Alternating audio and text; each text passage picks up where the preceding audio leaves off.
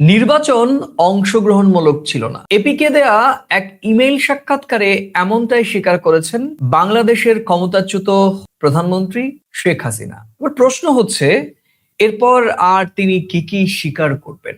দিল্লিতে আশ্রয়ে থাকা বাংলাদেশের ক্ষমতাচ্যুত প্রধানমন্ত্রী শেখ হাসিনা অতি সম্প্রতি অ্যাসোসিয়েট প্রেসকে ইমেল বার্তায় এই কথা স্বীকার করেছেন। এটি শুনতে সাধারণ মনে হলেও রাজনীতিতে অনেকটাই বিস্ফোরক। তিনি স্বীকার করলেন তার আমলে কিছু নির্বাচন পুরোপুরি অংশগ্রহণমূলক ছিলই না, কারণ বড় দলগুলো নির্বাচন বয়কট করেছিল। তাহলে প্রশ্ন, এতদিন যেটা গণতন্ত্র বলে বিক্রি করা হলো সেটা আসলে কি ছিল? আর দ্বিতীয় প্রশ্ন, স্বীকারোক্তি কি এখানেই থামবে নাকি আরো কিছু স্বীকারের বাকি রয়েছে? আজকের প্রাসঙ্গিক প্রসঙ্গে আমরা বাংলাদেশের ক্ষমতাচ্যুত প্রধানমন্ত্রী শেখ হাসিনার করা এই বিস্ফোরক মন্তব্যের ডিকোড করব। চলুন তাহলে বিশ্লেষণ শুরু করা যাক। পরমাশেষ আমরা শুরু থেকেই বলছিলাম যে যখন কোনো প্রধানমন্ত্রী তাকে গণ অভ্যুত্থানের কারণে দেশ থেকে আত্মরক্ষার কারণেই হোক, জনরোষের জেরেই হোক, কিংবা অন্য কোনো রাজনৈতিক প্রেক্ষাপটের কারণেই হোক দেশ থেকে তাকে সরে যেতে হয় বা পালিয়ে যেতে হয়, কিংবা আশ্রয় নিতে হয় প্রতিবেশী দেশ বা অন্য দেশে, যে কারণে যে প্রেক্ষাপটে গণ অভ্যুত্থানটি সংগঠিত হয়েছিল বা হয় বা এই জনবিস্ফোরণ, সেই বিস্ফোরণের মূল কারণ অনুসন্ধান না করে জনগণকে ঢালাওভাবে দোষারোপ করা হচ্ছিল। আজকে অ্যাসোসিয়েট প্রেসকে দেয়ার সাক্ষাৎকারটি যখন জনসম্মুখে এসে পড়ল, অনেকেই বিষয়টি নিয়ে কিন্তু মিশ্র প্রতিক্রিয়া দেখাচ্ছেন। তোমার কাছে প্রশ্ন, বাংলাদেশের এই ক্ষমতাচ্যুত প্রধানমন্ত্রী শেখ হাসিনার এই মন্তব্যকে 12 তারিখ বাংলাদেশের ত্রয়োদশ জাতীয় সংসদ নির্বাচনের আগে আর মাত্র 11 দিন বাকি রয়েছে, এই মুহূর্তে দাঁড়িয়ে এই স্বীকারোক্তিকে তুমি কতটা রাজনৈতিক বলে মনে? কোনোদিন তোমার কপাল ফেটেছে? ছোটবেলা থেকে কপাল ফাটলে তার যা ব্যথা লাগে সেটা নিজের কপাল না থাকলে অন্যের ব্যথাটা বোঝা যায় না। বাংলাদেশের একটি প্রধান বিরোধী রাজনৈতিক দল নির্বাচন থেকে সরে দাঁড়ায়, স্বাভাবিকভাবেই সেটা ইনক্লুসিভ ইলেকশন ছিল না। একটা প্রধান রাজনৈতিক দল সে দেশের রাজনৈতিক পরিবেশ, নির্বাচনের পরিবেশটা সঠিক হয় না বলে তারা সরে দাঁড়িয়েছে। আমরা বলেছি, মানে আওয়ামী লীগ বলেছে যে তোমরা অংশগ্রহণ করো, করে লাভ কি? নির্বাচন তো তেমন হয় না। সেই ব্যথাটা একটা সময় বিএনপি অনুভব করেছে। আজকে ঠিক ওই পাল্টা কপাল ফেটে যাওয়ার ব্যথা অনুভব করছেন উনি, যে বাংলাদেশের মতন দেশে একটি প্রধান শক্তিশালী রাজনৈতিক দল তারা নির্বাচনে অংশ নিতেই পারছে না। তাহলে বুঝলে কপাল ফাটার ব্যথাটা কিরকম? ও কিছু না, যার হয় সে বোঝে। এখন হচ্ছে, এখন বুঝছে। বুঝতে পারলাম। সেজন্যই বলতে বাধ্য হচ্ছে যে অন্তর্ভুক্তিমূলক ছিল না। কেন বলছে? আজকে তারা যখন অন্তর্ভুক্ত হতে পারছে না, সেই দৃশ্যপট তার বোধোদয় নাকি এখানেও রয়েছে দেরিতে হলেও বোধোদয়, দেরিতে রাজনীতি? হলেও বোধোদয়, দেরিতে হলেও বোধোদয়। কিন্তু বিষয়টা কি জানো? বিষয়টা হচ্ছে এপিকে এতদিন পরে দেওয়ার, সাক্ষাৎকার দেওয়ার মানে কি? বোধোদয়ের বার্তা তো সেদেশের মানুষকে যদি বোঝানো যেত তাহলে গণ অভ্যুত্থানের শিকার বলবো, এখন তো বলবো শিকার, গণ অভ্যুত্থানের শিকার হতো না। না, তিনি আরো বলেছেন, তোমাকে বলছি, তিনি আরো বলেছেন এই এপিকে দেয়া লিখিত ইমেইল সাক্ষাৎকারে তিনি আরো বলেছেন, কি বলেছেন? শেখ হাসিনা বলেছেন বর্জন হলে দেশ অস্থির হয়, কিন্তু তার সময় তো বর্জন হয়েছিল। 2, তিনি আরো বলেছেন সবাইকে নিয়ে নির্বাচন করা দরকার, কিন্তু তিনি কি সেটা করেছেন? এবং তার বিরুদ্ধে যখন মানবতা বিরোধী অপরাধে দোষী সাব্যস্ত হয়ে অনুপস্থিতিতে মৃত্যুদণ্ড হয় এমন রায় আছে, আবার মানবাধিকার সংগঠনগুলো বলছে এই বিচার প্রক্রিয়ার ন্যায্যতা নিয়েও প্রশ্ন আছে। আবার তারই বিরুদ্ধে দুর্নীতি, জমি বরাদ্দ সংক্রান্ত মামলায় বড় সাজাও এসেছে, অথচ তিনি এটাকে রাজনৈতিক উদ্দেশ্য প্রণীত হিসেবে দাবি করেছেন অ্যাসোসিয়েট প্রেসের কাছে দেয়া তার ইমেল সাক্ষাৎকারে। আমার প্রশ্ন হচ্ছে, কারণ দর্শকদের মধ্যে একটা প্রশ্ন আসবে যে তাহলে স্বাভাবিকভাবেই উনি কি সত্যি গণতন্ত্রের ভাষায় বলছেন নাকি রাজনীতিতে ফেরার দরজা খুঁজছেন? 17 বছর তারেক রহমান বাইরে ছিল কেন? কোন প্রেক্ষিতে? সেটা কি আইনানুগ ভাবে না রাজনৈতিক শিকার? যেভাবে দেখাবে। কিছু যখন হয়নি তাহলে 17 বছর বাইরে ছিল কেন? রাজনৈতিক ভাবে যদি হয় তাহলে সে দেশের আন্তর্জাতিক ট্রাইব্যুনাল গঠন করেছিল কারা?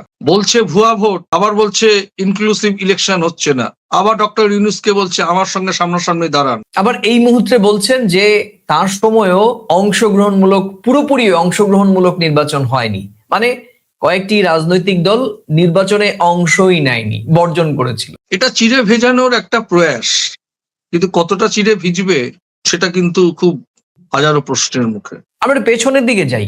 দেখো, বাংলাদেশের বড় অংশের বিরোধী দলগুলো অতীতে নির্বাচন বয়কট করেছে, এটা সকলেই জানে। এবার শেখ হাসিনা নিজেই বলছেন সেই বয়কটের কারণে নির্বাচন আদর্শ ছিল না। তুমি জাস্ট নোট করো।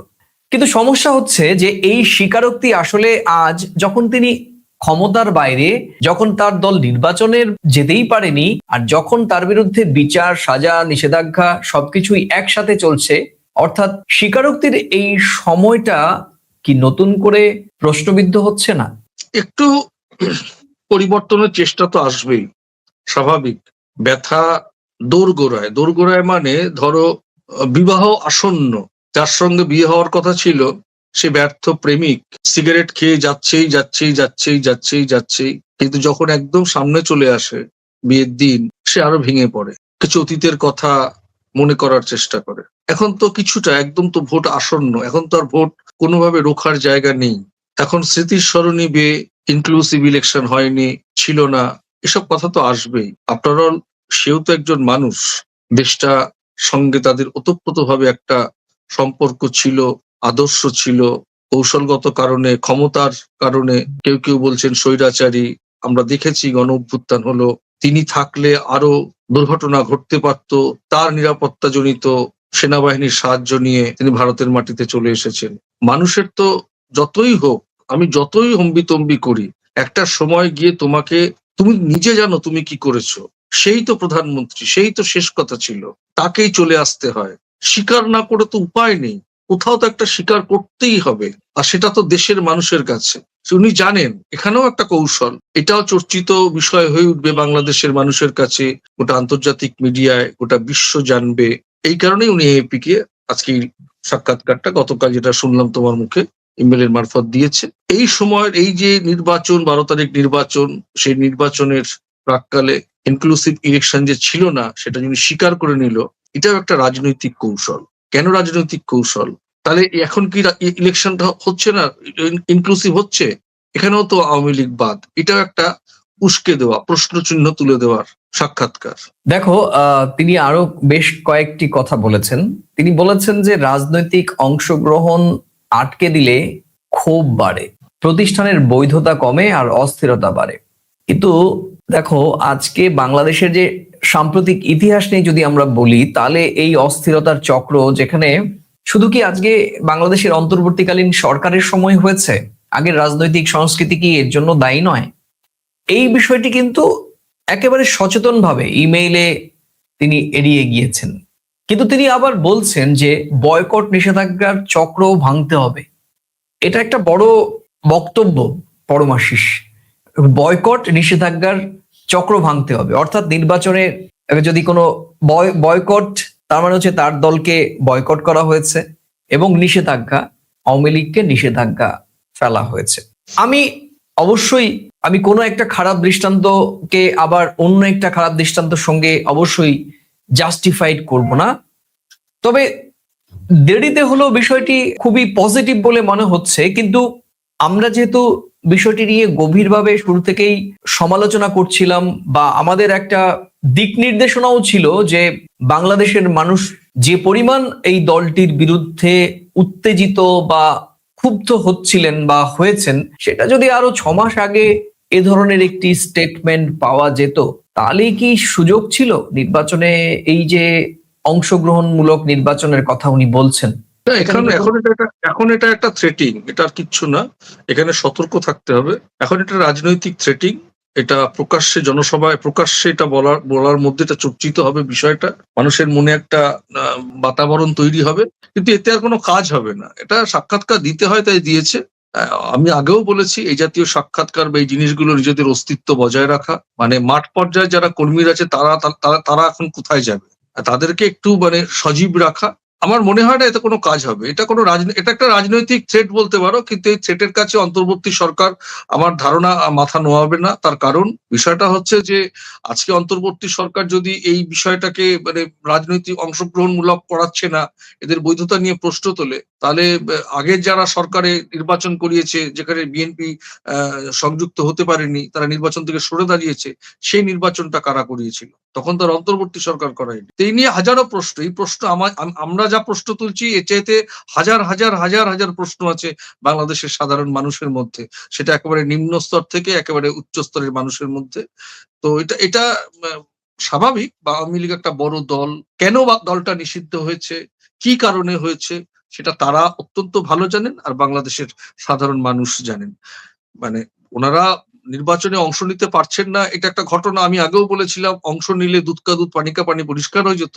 কিন্তু 12 ফেব্রুয়ারি নির্বাচন সার্থক হলেই, কতটা সার্থক হয়, কতটা সফলতা পায়, কত পার্সেন্ট ভোট পড়ে, সেটা দেখলেই পরিচয় পাওয়া যাবে আওয়ামী লীগের অস্তিত্ব এখন বাংলাদেশে কতটা, কোন পর্যায়ে আছে, উচ্চ পর্যায়ে না নিম্ন পর্যায়ে, না বিলোপের পথে, বিলুপ্তির পথে, সেটা দেখা যাবে। না, এক্ষেত্রেও একটা পয়েন্ট রয়েছে Paramashis. No vote, no vote, এই ক্যাম্পেইন শুরু করেছে। শুধু শুধু তাই নয়, আমি একটু ইনপুট দিচ্ছি যে গত কয়েকদিন ধরে আওয়ামী লীগের বা তার শাখা সংগঠনগুলো এই ভোটের বিরুদ্ধে যাবতীয় রাজনৈতিক প্রচার প্রচারণা তাদের মতো করে শুরু হয়েছে, এবং একটি ভিডিও ভাইরাল হয়েছে যেখানে অশ্রাব্য ভাষায় এই ভোটকে বলা হচ্ছে। এটা রাজনৈতিকভাবে তাদের বক্তব্য, যেমন উনি বলেছেন যে অংশগ্রহণমূলক ছিল না, কিংবা অংশগ্রহণমূলক করা প্রয়োজন। অবশ্যই গণতান্ত্রিক চর্চাতে অংশগ্রহণমূলক না থাকলে সেটা গণতান্ত্রিক পরীক্ষায় উত্তীর্ণ হয় না, বা সেখানে প্রশ্ন থাকে নিঃসন্দেহে। কিন্তু কিছু কিছু সোশ্যাল মিডিয়াতে আওয়ামী লীগের পক্ষ থেকে যেভাবে অশ্রাব্য ভাষায় গান রচনা করে ভোটটাকে প্রচার করা হচ্ছে, ভোটের বিরুদ্ধে যাওয়ার কথা হচ্ছে, সেটাও প্রশ্ন তৈরি করছে যারা আওয়ামী লীগকে শ্রদ্ধার সঙ্গে ভালোবাসেন, আওয়ামী লীগের ভোটার ছিলেন, তারা কি এটা কি গ্রহণ করছেন কিনা ঠিক জানি না। কিন্তু তোমার একটা কথা আমার কাছে খুবই মনে লাগলো। সেটা বলছি যে তুমি বললে যে উনি কথার কথা বলেছে, এটা ওনাকে বলতে হয়, চিড়ে ভিজবে না। তার মানে তুমি কি এই যে 3টে কথা উনি বলেছেন, যে ভোট বয়কট নিষিদ্ধ এবং তার সময়ে পুরোপুরি অংশগ্রহণমূলক নির্বাচন ছিল না, এই 3টি শব্দকে যদি আমি একটি বাক্যে সাজাই, যে শেখ হাসিনা বলছেন তার সময়ের নির্বাচনগুলো পুরোপুরি অংশগ্রহণমূলক হয়নি, এবং এই মুহূর্তে যে বাংলাদেশে তার দলকে বয়কট করা হয়েছে, বা তিনি নির্বাচন বয়কট করেছেন, কিংবা তার দলকে, শেখ হাসিনার দলকে, আওয়ামী লীগকে নিষিদ্ধ করা হয়েছে, সেখানে আওয়ামী লীগের কিছু ক্ষেত্রে সংশোধন করার, অর্থাৎ সংশোধন করতে চাইছে এই তার ভুলগুলো, প্রাক্তন প্রধানমন্ত্রীর যে ভুল ছিল সেই ভুলটা এখন সামনের দিকে আনতে চাইছে। তাহলে বাক্যটিকে তুমি গুরুত্বপূর্ণ মনে করছো না? তুমি কোন ভিআইপি মুভমেন্টে মাল্যদান দেখেছো? মালাটা দিচ্ছে, একজন এসে দিচ্ছে, আবার তুলে রাখছে, এই মালা কম পড়েছে, আরেকটা দিয়ে, মালা দিয়ে দে, একটা দিয়ে, মালা দিয়ে দে, মালা দিয়ে দে। ব্যাপারটা হয়ে গেছে ওরকম। আগের নির্বাচনে বিএনপি অংশ নেয়নি, যে কোনো কারণেই হোক। তারা নিতে চেয়েছে আসুন নির্বাচনে অংশ নিন, আমরা নির্বাচনে অংশ নেব না, কেন এই নির্বাচন তো প্রহসন। শেষ নির্বাচন যতদূর জানি নির্বাচনে অংশ নেয়নি বিএনপি। স্বাভাবিকভাবেই পরবর্তী সময় সেটা দেখা গেছে যে একটা প্রধান বিরোধী রাজনৈতিক দল অংশ নিচ্ছে না, তাহলে সেটা কি করে ইনক্লুসিভ ইলেকশন হয়, এটা এতদিন ধরে আমরা শুনে এসেছি। সেই কথাটাকেই স্টপ গ্যাপে মালা দেওয়ার মতন, আরেকটা মালা কম পড়েছে, ওইটা তুলে আরেকটা দিয়ে দে, সেই বক্তব্যটা আজকে উনি তুলে ধরছেন। বাংলাদেশে আওয়ামী লীগ নেই, কি করে এটা ইনক্লুসিভ ইলেকশন হয়? এবং এই ইলেকশনটা যারা করাচ্ছে, যে দোষে ওনারা দোষারোপ হয়েছিল, সেটাই এখন জাস্ট মনে করিয়ে দেওয়া, মানে এটা উস্কে দেওয়া, জানান দেওয়া। মানে পাল্টা, ধরো আমাদের বেলায় যদি বিএনপি অংশ না নিতে পারে, তখন যদি ইনক্লুসিভ ইলেকশন বলা হয় হয়নি, তাহলে এখন কেন না? মানে আমারই কথা তোমার মুখ দিয়ে এখন চালিয়ে দেওয়া হচ্ছে, যখন তোমার আমার কথাটার প্রয়োজন পড়ছে। এটা কি বাংলাদেশের সাধারণ মানুষ বোঝে না? এটা কি আন্তর্জাতিক মিডিয়ারা জানে না? সবাই সবকিছু জানে। সবাই সবকিছু জানে বলেই তো সবাই সবকিছু দেখলো। বাংলাদেশে 3বারের সরকার সে উৎখাত হলো। আন্তর্জাতিক মিডিয়া জানে না, তার দেশের মানুষ জানে না, গণমাধ্যম জানে না। যা হচ্ছে সবাই তো দেখছে, লুকিয়ে হচ্ছে নাকি? আওয়ামী লীগ কি নিষিদ্ধ হয়েছে, আইনানুগ ভাবে হয়েছে, রাজনৈতিক কর্মসূচি এটা কোথাও গোপনে হয়েছে নাকি? লিখিত না তো, মানে সবাই তো সবকিছু দেখছে। দেশটা তো তাদের, নির্বাহী আদেশে দেশটা হয়েছে। তো তাদের, তিনি তার সময় আওয়ামী আইনটা লীগের তো সময় তাদের দেশের আইন, আইন বাংলাদেশে মোতাবেক হবে। আমরা সবাই সমালোচনা করতে পারি, তাতে লাভ কি? ভোটটা দেবে কারা? বাংলাদেশের সাধারণ মানুষ। কাকে দেবে? তারা যাকে চায়। হোক না আন্তর্জাতিক গণমাধ্যম, আন্তর্জাতিক মানবাধিকার সংগঠন, অন্যান্য দেশ বলুক না ইনক্লুসিভ হচ্ছে না, কার কি যায় আসে? ভোট দেবে বাংলাদেশের সাধারণ মানুষ। পরমাশিস, এর বাইরেও বেশ কিছু বিষয় যে লিখিত সাক্ষাৎকারে এসেছে, তার মধ্যে অন্যতম তিনি মানবতা বিরোধী অপরাধের যে সাজা হয়েছে তার বিরুদ্ধে মৃত্যুদণ্ডের যে বিষয়টি, সাজাটি, সেটিও কিন্তু তিনি প্রশ্ন তুলেছেন। আর তিনি এই কোর্টকে বরাবরের মতো তাদের ভাষায় ক্যাঙ্গারো কোর্ট বলেছেন এবং যুক্তি দিয়েছেন যে মানবাধিকার সংগঠন গুলোও বলেছে যে দোষী সাব্যস্ত যার বিরুদ্ধে বিচার হচ্ছে তাদের অনুপস্থিতি প্রক্রিয়ায় এরকম একটি বিচার, মৃত্যুদণ্ড, এসব বিষয় কিন্তু আন্তর্জাতিক মানবাধিকার সংগঠনগুলো উদ্বেগ প্রকাশ করেছে।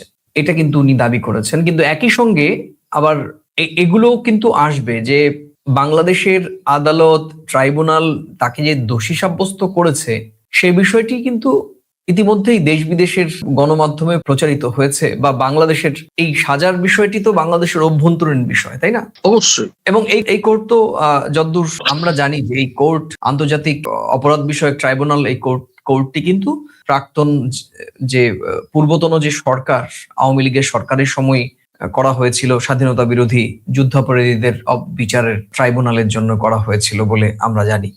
সেই কোর্টেরই রায়, অবশ্যই তার সেই অধিকার রয়েছে, রায় সম্পর্কে তার বলার অধিকার রয়েছে। এবং মৃত্যুদণ্ডের পক্ষে আমরা নেই, অবশ্যই মৃত্যুদণ্ডের পক্ষে আমরা নেই, কিন্তু আত্মপক্ষ সমর্থনের অবশ্যই জায়গা দেওয়া উচিত। এবং আমরা মানে বিচারিক প্রক্রিয়াতে উনি প্রশ্ন তুলেছেন, সেটা উনি সঙ্গতভাবে করতেই পারেন, কিন্তু যেটা হচ্ছে যে মূল বিষয়, তাহলে উনি উনার মতো করে তো বাংলাদেশের প্রধানমন্ত্রী, বাংলাদেশের প্রাক্তন প্রধানমন্ত্রী, উনি রাজনৈতিকভাবে এগুলো ডিফেন্স করবেন, খুবই স্বাভাবিক। কিন্তু তার বিরুদ্ধে একই রকম ভাবে দুর্নীতির অভিযোগও কিন্তু তোলা হয়েছে, সেখানেও তিনি পাশ কাটিয়ে গিয়েছেন। দেখো পরমাশিস, বিষয়টি হচ্ছে যে আমরা এখন নিয়মিতই দেখছি যে দিল্লিতে আশ্রিত, বাংলাদেশ থেকে ক্ষমতাচ্যুত হয়ে আসা বাংলাদেশের প্রাক্তন প্রধানমন্ত্রী এখন প্রায়ই কিন্তু আন্তর্জাতিক মিডিয়ার সামনে তার বক্তব্য দিচ্ছেন, সেটি ভার্চুয়াল ইমেইলেই ম্যাক্সিমাম সময়। এর আগে আমরা জি24 ঘন্টাতেও আমরা দেখেছি একই রকম ভাবে লিখিত সাক্ষাৎকারে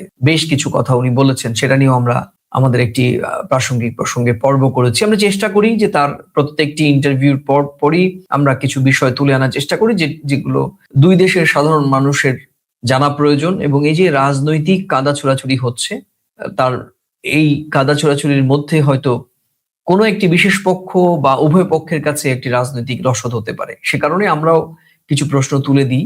আমরা আজকেও আবার একই রকম ভাবে প্রশ্ন তুললাম যে সাবেক প্রধানমন্ত্রী বা বাংলাদেশের প্রাক্তন প্রধানমন্ত্রীর দেয়া ইমেইলে এপিকে দেয়া 3টি শব্দ, একটি তার সময় পুরোপুরি অংশগ্রহণমূলক নির্বাচন ছিল না, এবং পরে তিনি বলেছেন কোনো ভোট বয়কটের প্রক্রিয়া বা বয়কট করার প্রবণতা এবং একই সঙ্গে রাজনৈতিক দল নিষিদ্ধ করার প্রবণতা এখান থেকে বেরিয়ে আসতে হবে, নালে অনিবার্যভাবে সেই দেশে, অর্থাৎ শেখ হাসিনার দেশ বাংলাদেশে অস্থিরতা তৈরি হবে। তো সব মিলিয়ে ভোট দ্বার প্রান্তে। তুমি জানো যে এর মধ্যেই আমি কিছুক্ষণ আগেও বলেছি যে একটা ক্যাম্পেইন শুরু হয়েছে, নো ভোট নো ভোট।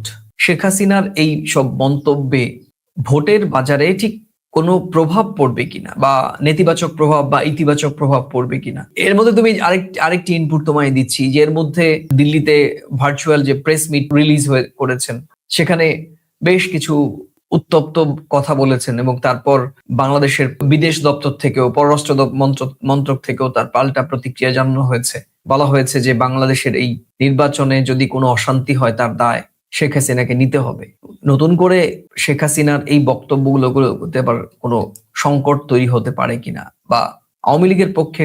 দেখো, এটা হচ্ছে বাংলা কথা ধুনো দেওয়া, বোঝো, ধুনো দেওয়ার মতন কথা। কিন্তু ধুনো দিয়ে তো আর আগুন জ্বলে না। ধুনো দিয়ে কি হয়? ধোয়া হয়। ধোয়া তো কেটে যায়, তাই না? ধোয়া কেটে যায়, তো কিছু লাভ হবে না। তবু একটা রাজনৈতিক সত্তা বজায় রাখার জন্য এগুলো করতে হয়। আর বাংলাদেশে যারা আওয়ামী লীগ করেন, যে পার্সেন্টেজ মানুষ করেন, তারা যদি ভোট না দেয় তাহলেও তো ভোটটা হবে। সেই ভোটটা সেই জনসাধারণ, সেই বাংলাদেশের সেই নাগরিকরা যাকে ভোট দেবেন তারা ক্ষমতায় আসবে। তারা যদি ভোটে অংশ না নেবে, কিন্তু সরকার তো গঠন হবে, সেই সরকারের তত্ত্বাবধানেই এইসব মানুষগুলো বাংলাদেশে দিন অতিবাহিত করবে। কিন্তু আমার মনে হয় তাতে কিছু লাভ হবে না। এটা করতে হয় তাই করা হচ্ছে। ঠিক আছে, করতে হয় তাই করা হচ্ছে। নেতারা তো তাকে কেউ নেই। আর না যারা এটা আছেন শোনো, মাঠ পর্যায়ে যারা আছে না, তারা ভোটে অংশ নেবে। এটা আমাদের দেশের আমি নির্বাচন দিয়ে দেখি। কেননা ভোট হয় কি লেভেলে? ভোট হয় একেবারে বুথ লেভেলে। একটা বুথে ধরো 1000 ভোটার থাকে, সেইখানে সেই বুথে 3টে রাজনৈতিক দল থাকে। সবাই সবাইকে চেনে। ভোটের লাইনে আসলো না কেন? রাজনৈতিক চাপ থাকবে না, সবাই ভোটে অংশ নেবে। না নিয়ে যাবে কোথায়? এটা ভয় দেখানো না। এখন আর শেখ বিপ্লবী ক্ষুদিরাম, মানে ওই ক্ষুদিরামের ব্যাপার নেই। ক্ষুদিরাম তো বাংলাদেশের মানুষও জানে, তখন আমাদের দেশ ভাগ হয়নি। ওই কেউ ক্ষুদিরাম হতে যাবে না, বুঝলে? পরিষ্কার কথা। না, সেটা স্বাভাবিকভাবেই আমরা তো দেখেছি যে তাকে তো জনরোষের জন্য দেশ ছাড়তে হয়েছে, এবং সেই যিনি দেশ ছেড়েছেন তিনি নিজেই বলেছেন যে আমি বঙ্গবন্ধু কন্যা, কোনো অবস্থাতেই দেশ থেকে আর পালিয়ে যাব না বা দেশ ছাড়বো না। কিন্তু বাস্তবতা কি দাঁড়িয়েছে? বাস্তবতা দাঁড়িয়েছে 2024-এর 5 আগস্ট, যেখানে বিশেষ সেনাদের চপারে তাকে ভারতে আশ্রয় নিতে হয়েছে। এবং তাহলে সেই বাস্তবতা দেখছো, যেটা কথা দেয়া হয় সেটা কথা রাখা যায় না বাস্তব পরিস্থিতিতে। মাঠ এবং পর্যায়ের আওয়ামী লীগের কর্মীরা কেউ ব্যবসা করেন, কেউ চাকরি করেন, যাই করুন না কেন, তাদের তো জীবন অতিবাহিত করতে হবে। তাদের রক্ষাকর্তারা তো নেই এখন দেশে, সবাই তো বিদেশে বসে আছে। তারা কি হ্যাঁ, করবে? এবং এবং ঠিক যে একেবারে অগ্নি পরীক্ষায়, গণতন্ত্রের অগ্নি পরীক্ষার ঠিক অন্তিম সময়ে তার এই স্বীকারোক্তি অংশগ্রহণমূলক, তার সময় পুরোপুরি অংশগ্রহণমূলক ছিল না, বা বাকি বয়কট বা নিষেধাজ্ঞা, এই বিষয়টিও এপির সাক্ষাৎকারে শেখ হাসিনা বলেছেন। এবং যেটা আমার একটা এখানে অভিমত রয়েছে পরমাশিস, বাংলাদেশের প্রাক্তন প্রধানমন্ত্রী, আওয়ামী লীগের সভানেত্রীর এই আন্তর্জাতিক মিডিয়ায় তার যে লিখিত সাক্ষাৎকারগুলো যাচ্ছে, এর মধ্য দিয়ে নির্বাচনের আগে একটি বাতাবরণ তৈরির একটা চেষ্টা কিন্তু করা হচ্ছে, তার তার নিজের দলের পক্ষ থেকে, তার নিজের উদ্যোগে, কিংবা আওয়ামী লীগের পক্ষ থেকে। সারা পৃথিবীর সামনে নির্বাচনটি যে তাদের ভাষায় প্রশ্নবিদ্ধ, এই নির্বাচনটি যে আওয়ামী লীগ ছাড়া নির্বাচন হচ্ছে, এবং এই নির্বাচন যে তাদের ভাষায় অংশগ্রহণমূলক নয়, এবং এই মুহূর্তে যে সরকার রয়েছে বাংলাদেশের অন্তর্বর্তীকালীন সরকার, সেই সরকারও যে আওয়ামী লীগের ভাষায় বৈধ সরকার নয়, সে বিষয়টি গণমাধ্যমে, আন্তর্জাতিক গণমাধ্যমের সামনে তুলে ধরে একটা প্রচারণা চালানোর কৌশল বলেই আমার মনে হয়েছে। প্রিয় এটা দর্শক, কৌশল শুধু নয়, এটা হচ্ছে লেখা হয়, জানো তো? সুন্দর করে কোনো কিছু লিখতে গেলে প্রথমে লেখার পর তার তলায় আবার শেড দেওয়া হয়। ধরো, এখনের লেখাটা হচ্ছে আওয়ামী লীগ অংশ নিচ্ছে না। কেন নিচ্ছে না? আওয়ামী লীগ অংশ নিচ্ছে না, আওয়ামী লীগ এটা ইনক্লুসিভ ইলেকশন নয়। কেন? আওয়ামী লীগ বাংলাদেশের একটি প্রধান রাজনৈতিক দল। এটা হচ্ছে মেন লাইন লেখা। শেড কি? শেড হচ্ছে আগেও ইনক্লুসিভ ইলেকশন হয়নি, বিএনপি অংশ নেয়নি। তার মানে কি, এটাকে বলতে গিয়ে ওটাকেও কাজে লাগালো। বিএনপিও যখন অংশ নেয়নি, সেটাও যে কোনো কারণেই হোক, সেটা ইনক্লুসিভ ছিল না। এখন আমরা অংশ নিতে চাইছি, আমাদের বাদ দিয়ে দেওয়া হয়েছে। দুটোকে জুড়িয়ে জোরালো করে আন্তর্জাতিক প্রেক্ষাপটে যেটা হয়ে গেছে সেটা নিয়ে কিন্তু আন্তর্জাতিক প্রেক্ষাপটে এখন মাথা ঘামাবে না। যেটা হচ্ছে সেটা নিয়ে, সেটাকে একটু উস্কে দেওয়া। তোমার কি মনে হয়? আমি একটু কৌতূহলে প্রশ্ন করছি। একটা ব্যাপক প্রচারণা রয়েছে এই আওয়ামী লীগের পক্ষ থেকে এই ভোটকে বয়কট করা, ভোট না দেয়া জন্য উদ্বুদ্ধ করা। তারা তো রাজনৈতিকভাবে সেটা করবেই, আমরা সেই বিতর্কে তর্কে যাচ্ছি না। কিন্তু এই দলটির পক্ষ থেকে যে আহ্বান, বাংলাদেশের সাধারণ মানুষকে তো নয়, আওয়ামী লীগ সমর্থিত, আওয়ামী লীগের ভাষায় 35% ভোটার সমর্থকদের অনুরোধ করা হচ্ছে যে তারা যাতে ভোট না দিতে যায়, ভোট বয়কট করে। এটা বাস্তবসম্মত? মানে তুমি একেবারে নিরপেক্ষ জায়গা থেকে বলো, আমার বিশ্বাস দেখো, পুরোপুরি বিষয়টা তোমায় বলি। ছোটবেলায় তো আমরা কোচিনে পড়তাম, বাড়িতে আলাদা করে মাস্টার এসে পড়তো না। তো একটা ছেলে পরীক্ষার আগে প্রচুর পড়েছে, 8 ঘন্টা, 12 ঘন্টা, 14 ঘন্টা করে পড়েছে। শেষমেশ গিয়ে 134 পেলো। মাস্টার কাছে গেল, সবাই অনেক নম্বর পেয়েছে। বলছে যে, দেখ ওর মাথাটা কম, 34 পেয়েছে, তো ও তো প্রচুর পড়েছে, পড়েনি তো তা না। তো এখন এই জিনিসটা চলছে আওয়ামী লীগের। কাজের কাজ কিছু হবে না। কিন্তু এখন এই প্রচারণা অমুক তমুক না করলে একেবারে তো মুখ দেখানোর জায়গা থাকবে না মাঠ পর্যায়ের কর্মীদের কাছে, বুঝেছো, বা বাংলাদেশের মানুষের কাছে। না না, মুখ দেখাবে কি করে? মুখগুলো তো নেই বাংলাদেশের মাটিতে। আরে যেটুকু আছে যা আছে। না, এই মুখগুলো তো এখন দেখা যাচ্ছে না। ধরো আওয়ামী লীগের যারা পালিয়ে থাকা, কলকাতায় পালিয়ে থাকা বেশ কয়েকজন বুঝেছি, ওই তো তারাও তো এখন আর মানে গণমাধ্যমের একটু সামনে এইসব আসছে না। না করলে, অন্তত এইটুকু না করলে 12 তারিখ তো কিছু করার থাকবে না। তার আগে নো ভোট নো ভোট এইসব যদি না করা হয়, কিছু তো তোমাকে একটা অস্তিত্ব আমার আছে অস্তিত্ব তো বোঝাতে হবে, সেটা এটা কি দেশের ভার্চুয়াল মিডিয়ায় হোক আন্তর্জাতিক মিডিয়ায় হোক। সেটা কি আওয়ামী লীগ বেঁচে থাকবে ফেসবুকে, এই ভার্চুয়াল মিডিয়ায় এই বক্তব্য দিয়ে? বলতে পারো অনেকটা তাই। তাহলে কি হবে? তাদের এত বড় একটি রাজনৈতিক দল, তাহলে কি ফেসবুক সর্বস্ব হয়ে থাকবে? আরে কোথাও তো একটু থাকবে ভাই, একেবারে মাঠ পর্যায়ে না রাখো, একটু ফেসবুকে থাকলে অসুবিধার কি আছে? ফেসবুকেও যদি একটু টিকে থাকে, বেঁচে থাকে, মানুষের হৃদয়ে থাকে, অসুবিধা কি? ভোট বাক্সে না থাক। ফেসবুক কি সত্যিকার অর্থে মানুষের মনের আয়না? মানে মানুষের এই মানে মানুষ কাকে ভোট দেবে না দেবে ফেসবুক থেকে কি বোঝা যায়? যা যেদিনকে উনি 5ই আগস্টে হেলিকপ্টারে উড়ে এসেছিল, তুমি খবরে দেখেছিলে ওনার উড়ে আসাটা? খবরে দেখোনি তো, সোশ্যাল মিডিয়ায় দেখেছিলে তো। একটু সোশ্যাল মিডিয়াকে একটু গুরুত্ব দাও, কোথায় আচ্ছা, একটু তাহলে টিকে থাকো। তাহলে তুমি বলতে চাইছো যে ফেসবুকে তাদের যে ক্যাম্পেইন, সেই ক্যাম্পেইনই তাদের পক্ষে যাবে, বা তারা ফেসবুকে যে ক্যাম্পেইন করছে নো ভোট নো ভোট, সেই ক্যাম্পেইনে হ্যাঁ, আওয়ামী লীগের সভ্য সদস্যরা সেই দিকেই যাচ্ছেন?